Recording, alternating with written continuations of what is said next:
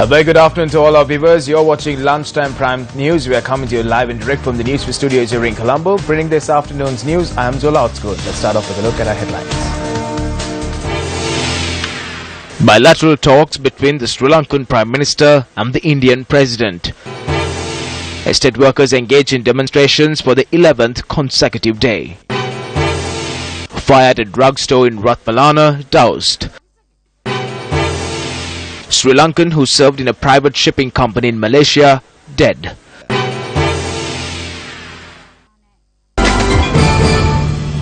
And on to our lead story this afternoon, Prime Minister Ranil Wickremesinghe, who is on an official visit to India, called on Indian President Pranab Mukherjee for bilateral talks. The meeting took place last evening at the Rashtrapati Bhavan in New Delhi. The Prime Minister extended an invitation from President Maithripala Sirisena to the Indian President to undertake a visit to Sri Lanka. The Indian President, who said he was pleased over the invitation extended by President Sirisena, also noted that he respects President Sirisena for the invitation. Sri Lanka's long-standing positive relations with India were praised at the meeting, while it was noted that India would provide any required assistance to Sri Lanka.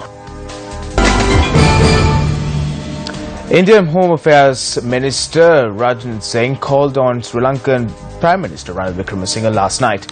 The two leaders discussed issues related to tackling terrorism in the region as well as human smuggling, maritime security and cyber security. A decision was also made to appoint a joint committee to work against drug rings operating in the region. And on to more local news, also a story that made it to the headlines. A fire that erupted in a drugstore located in Athiria Road in Ratmalana has been doused. Police said that the fire was doused by the fire brigades of the Dehiwala Mount Lavinia Municipal Council and the Sri Lanka Air Force. A correspondent said that the fire broke out between 3 and 4 this morning.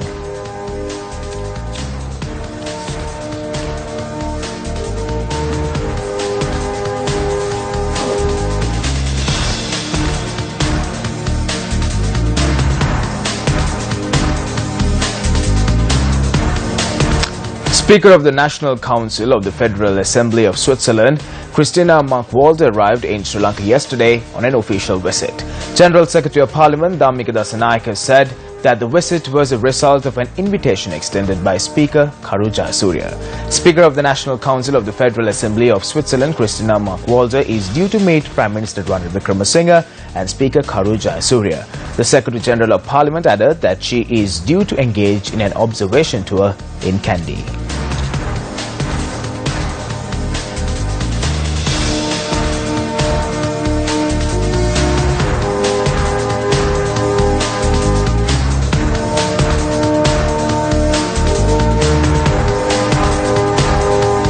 The sacred Abhishekam Puja, a religious ritual of Hinduism held at Sri Ponnambalam Vaneshwaram Kovil, invoked blessings on the forthcoming 67th anniversary of the Sri Lanka Army. The 67th anniversary of the Sri Lanka Army will be marked on the 10th of October.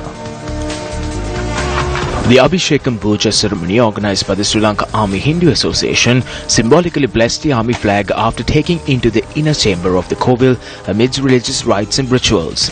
Lieutenant General Krishanth De Silva, commander of the army, as the chief guest in the religious ceremony, handed over the army flag to the clergy for blessings as the ceremony was on. Meanwhile, moving on to no news, the 2016 poppy season, which has been held in remembrance of the sacrifices made by our war heroes, has begun. Soldiers and civilians who had laid down their lives in wars across the world are remembered on Poppy Day. Following the end of the Second World War, what was previously known as Heroes' Day was amended to Remembrance Day, is marked on the 11th of November annually. The red remembrance poppy became a familiar emblem of Remembrance Day from Moina Michael, a professor at the University of Georgia who wrote the poem We Shall Remember, swore to wear a red poppy on the anniversary. The custom spread to Europe and the countries of the British Empire and Commonwealth. The Sri Lanka Ex-Servicemen's Association organizes the annual event in Sri Lanka, and the revenue generated through the sale of poppy flowers are used for the welfare of the families of fallen veterans. From the 1st of September to the 11th of November, the Sri Lanka Ex-Servicemen's Association engaged in the sale of poppy flowers, seeking assistance for the welfare of the veteran families.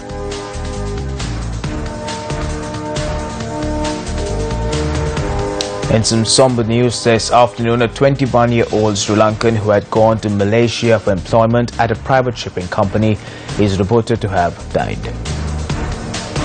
21-year-old Viraj Supun Malshara from Akmi, Manakal had flown to Malaysia on the 15th of December 2015. He had been assigned to serve in a vessel at the internal port of Malaysia and is reported to have died on the 15th of September 2016. The agency called on the 15th at around 9:30 and told me that my son had fallen off the steps in the ship and was admitted to hospital. They spoke to me from India. When I inquired for more details, they switched off the phone. On the 16th, I was informed that my son was moved to the ICU. When I called that number, they said that he was fine. They said that they will take care of everything. Then it was said that he had lost blood in his brain. The medical reports say that there were no bruises or lacerations. The body of the deceased was brought to the island on the 1st of October and the funeral took place yesterday. No mother should undergo any trauma like this by sending their children through fake agencies. He did not even reach his 21st birthday. The boy who left on 2 feet returned home on the shoulders of others.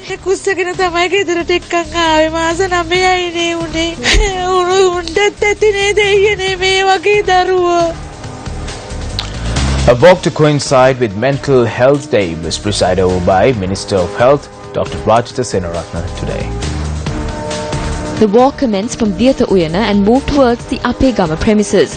Marked under the theme Improve Dignity of Mental Health, officials from the Ministry of Health were among those present for the walk.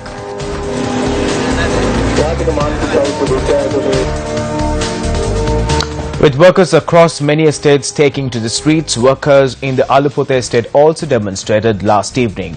The demonstrators demand that their daily pay be raised to 1,000 rupees. They obstructed the Ratnapura-Vevawata main road at the Vevawata junction, causing disruptions to vehicular movement. The letter of the estate workers was presented to the superintendent of the estate, following which the group dispersed.